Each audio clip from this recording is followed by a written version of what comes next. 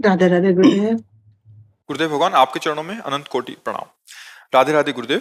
गुरुदेव, आपके श्रीमुख से हमेशा सुनती हूँ कि बहुत सारे जन्मों के गोदाम से शुभ और अशुभ कर्म निकालकर प्रारब्ध का निर्माण होता है, जिसको हमें भोगना पड़ता है। गुरुदेव, हमें यह समझ नहीं आया कि जब शरीर छोड़ने के बाद हमारी जीवात्मा को नरकादि यातनाएं सहनी पड़ती हैं अपने कर्मों के अनुसार, तो इसका अर्थ है कि हर बार मृत्यु के बाद उस जन्म के कर्मों का निपटारा हो जाता है, तो पूरा कर्मों नहीं का गोदाम कैसे नहीं बनेगा? पूरा नहीं, पूरा निपटारा क्या होता है? एक कत्ल किए ना तो पूरे आजीवन कारावास आपको मिला, एक कत्ल करने के बाद। तो यहाँ तो एक ही खुला ना, लेकिन वहां तो एक एक चेष्टाएं आपकी पता है ना। आपने जो स्वप्न में, जागृत में, सुषुप्ति में, तो वो एक एक चेष्टा पता है। अब उसमें मानसिक, शारीरिक, वाणी के द्वारा एक एक अपराध है। तो अब जैसे एक कत्ल किया तो आपको आजीवन कारावास मिला, यहां मिला। अब ऐसे सैकड़ों अपराध हमारे गुप्त हैं जिनको कोई नहीं जानता है, लेकिन वो भगवान के दरबार में तो उनका है ना। तो एक एक अपराध का अलग अलग दंड भुगवाया जाता है।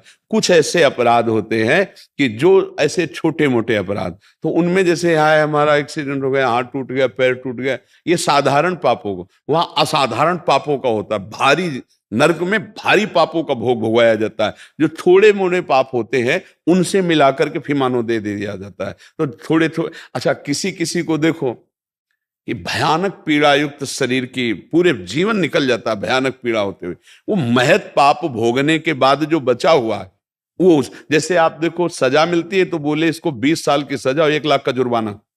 जब सजा दे दी तो जुर्माना काहे को दिया? विधान है। तो सजा हुई नरक में, और जुर्माने में ये पॉइंट जब मनुष्य शरीर दिया गया तो रख दिया गया 20 साल में एक एक्सीडेंट होगा, पैर टूट जाएगा, ये उसका हिसाब हो। हमारे भगवान के न्याय में इतनी भी चूक नहीं है। आप ये पक्का समझ, किसका प्रश्न है? हाँ, इतनी भी चूक नहीं है। और पूरे जीवन में आपने एक पाप नहीं, लाखों पाप किए हैं जिनका आपको ज्ञान है और ज्ञान भी नहीं है। कुछ अज्ञान में हुए और कुछ ज्ञान में हुए, और जिनका कोई दंड आपको नहीं मिला है उनका दंड आपको भोगना पड़ेगा। वो सब स्टॉक में जमा हो रहा है। वहां ऐसा थोड़ी कि भूल भुलैया हो गई। कोई ऐसा शरीरधारी नहीं है जो भगवान का प्रेमी और भगवान का अवतारी पुरुष है, उसकी बात नहीं करता। नहीं, सबसे कुछ पुण्य और कुछ पाप बनते हैं। कुछ पाप होते, जैसे हमने किसी को अभी छेड़ा और खुल गया तो उसकी सजा होगी। किसी माई बहन को छेड़ा, ऐसा लाखों बार हो चुका है लेकिन खुला नहीं है, तो वो एक बार हमारा केस कोई खुल गया तो उसकी सजा क्या होगी? बोले नाबालिग के साथ ऐसा किया, बोले फांसी की सजा। लेकिन ऐसा 50 बार अपराध किया जो नहीं खुला है, अब वो दंड, वो तो मिलेगा ना दंड। बोले भगवान के दरबार में न्याय, ये क्या न्याय? हमने तो कोई गलती नहीं की।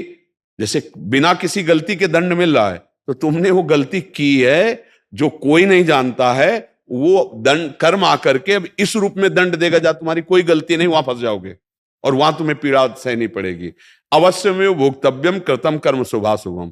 तो अगर इसी जन्म का देखो, बचपन से अभी तक, और ईमानदारी से जितना ध्यान है उतने को देखो, क्या उन चेष्टाओं का दंड नहीं है क्या? तो क्या वो फिर चली गई क्या? खुली नहीं है। हम हो, आप हो, ईमानदारी से सच्चाई से देखो। सीधाम वृंदावन में बैठे हो, इतनी गलतियां हुई हैं कि अगर आपके सामने न्यायाधीश बनाकर आपको बैठाला जाए कि आपको इनका, तो आप कहोगे अच्छा मैं अपराध है, दंड मिलना चाहिए, मुझे मिलना चाहिए। अगर सच्चे हृदय के हो तो स्वीकार कर लोगे।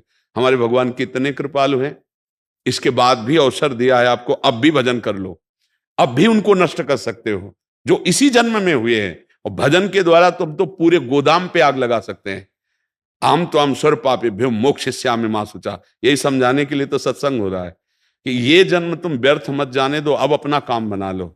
लेकिन यहाँ काम बनाने की जगह और बिगाड़ते चले जा रहे हैं, स्टॉक पर स्टॉक रखते चले जा रहे हो, बड़े खुशी कि कोई नहीं जानता है। भैया यहाँ कोई जानने ना जानने का मतलब नहीं, जिसको जानना है वो निर्णायक तुम्हारी एक एक बात को जान रहा है। भजन करो, कर्मों को भोग लो और कर्मों को भस्म कर दो, ये मुक्त होने का अवसर है। और अगर इसी में हम नए नए कर्म, पाप कर्म करते रहे तो ये जो अवसर मिला है इसका लाभ नहीं मिल पाएगा। हिसाब किताब में 1 सेकंड की भी चूक नहीं है, पक्का समझ। 1 सेकंड भी जो तुम कर रहे हो उसका फल तुम्हें मिलेगा।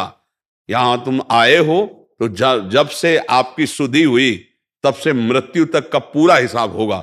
अब कुछ ऐसे हैं जो केस फंस जाते हैं और हम दंड भोग लेते हैं, और कुछ ऐसे उसमें हैं कि हजारों केस दबे हुए हैं, तो यहां भी भोगो, नरक भी भोगो, अगले जन्म में भी भोगो, उसका हिसाब है। जैसे नहीं, अब जब 20 साल की उसको कैद दे दी तो जुर्माने की जरूरत क्या है, तो दिया जाता है ना जुर्माना, 50,000 जुर्माना, 1 लाख जुर्माना। अब वहीं मेहनत करो और वहीं से तुम्हारा पैसा कटता जाएगा और जेल की सजा भी भोगो। इसलिए कर्म है, एक कर्म है 10 मिनट का व्यभिचार, उसकी सजा। एक कर्म है 10 मिनट में क्रोध को कंट्रोल नहीं कर पाए, हिंसा बन गए आजीवन। ऐसे कितने गुप्त पाप हैं जिनको कोई नहीं जानता, तो उनका दंड हमें भोगना पड़ता है। और ऐसे बहुत जन्मों में अपराध हो चुके हैं, बहुत से पाप हो जाते हैं जो जान करके होते हैं। किसी भी जीव की हत्या करना पाप है ना? ये जो मुर्गा मुर्गी बकरी बकरा ये खा रहे हैं, पाप नहीं हो रहा है? शराब पी रहे हो, मांस खा रहे हो, पाप नहीं हो रहा है? आप विचार करके देखिए, आपके लिए क्या शास्त्र आज्ञा करता है कि आप ये पाइए? आपके लिए 56 प्रकार के भोग है, सुंदर सुंदर भोग है। तो हम लोग मनमानी कर रहे हैं ना, लेकिन आप गौर से देखिए, अगर तुम्हें शास्त्र का ज्ञान हो जाए तो अभी थर्रा जाओगे कि इस पाप का इतना बड़ा दंड, इस पाप का इतना बड़ा दंड। देखो ना, 10 मिनट उसने गलत किया और आजीवन बर्बादी जेल में। आप विचार करके देखो, आपने ऐसे हजारों कर्म किए हैं, अभी कोई दंड नहीं मिला, तो क्या दंड नहीं मिलेगा? एक सरकारी न्याय है भारतीय, तो यहां ये दंड, और एक होता भागवतिक, वहां तो कोई न वकील की जरूरत है और न वहां किसी साक्षी की जरूरत है, आप ही उसके साक्षी हैं, वो 1 सेकंड में न्याय हो गया, इतना इतना इतना हिसाब। इसीलिए डरो, यही डर ही डर पे हरिवंश हित, डरो इस बात से कि अब दोबारा हमको नरक न जाना पड़े, हमारा काम बन जाए। तो राधा राधा राधा राधा, भगवान कह रहे मैं तुम्हें समस्त पापों से मुक्त कर दूंगा। वही बताने के लिए बैठे कि नाम जप लो, अपने कर्तव्य का पालन करो, भूलकर पाप मत करो, वो भोगना पड़ेगा, वो किसी न किसी रूप में आएगा और आपको दंड देगा। लेकिन हम उससे लड़ जाएंगे अगर हमारे पास नाम जप है, भगवान का आश्रय, तो उसे हम सह जाएंगे और आगे चलकर हम मुक्त हो जाएंगे। इसको भोग लिया, पुराने को भगवान भस्म कर दिए और नए सावधानी से चल रहे हैं कि पाप बनने ना पावे, मुक्त हो गए। समझ में आ रहा है आपको?